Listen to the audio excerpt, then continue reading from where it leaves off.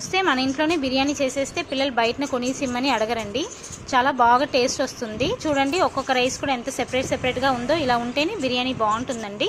Mutton బాగా wash చేసుకొని తీసుకోవాలి. 4-5 స్పూన్ల పెరుగు, హాఫ్ లెమన్ పిండేసుకోవాలి. 2 స్పూన్ల అల్లం వెల్లుల్లి పేస్ట్, 1 స్పూన్ ధనియాల పౌడర్, 2 స్పూన్ల కారం, 1 స్పూన్ ఫుల్గా ఉప్పు, 1 స్పూన్ గరం మసాలా, 4-5 పచ్చిమిర్చి వేసేసుకోవాలి. కొత్తిమీర కొంచెం, పుదీనా కొంచెం వేసేసి కలిపేసి 1 అవర్ ఉంచేయాలి. 4-5 సార్లు బిర్యానీ రైస్ వాష్ చేసుకొని నానబెట్టుకోవాలి. మటన్ కుక్కర్లో పెట్టేసి 4 విజిల్ పెట్టేయాలండి. గ్రౌండ్నట్స్ ఆయిల్ యూస్ చేస్తే చాలా బాగా టేస్ట్ వస్తుందండి. నేను ఆయిల్ తక్కువే యూస్ చేస్తాను. నెయ్యి వేసేసి బిర్యానీ సామాన్లు వేసేసి 2 ఆనియన్ కట్ చేసి వేసుకొని ఫ్రై చేసుకున్నాను. తర్వాత అల్లం వెల్లుల్లి పేస్ట్ 1 స్పూన్ వేసి ఫ్రై చేసుకున్నాక 3 టమాటీలు, కొత్తిమీర కొంచెం, పుదీనా కొంచెం, ఉప్పు వేసుకొని బాగా ఫ్రై చేసుకున్నాను.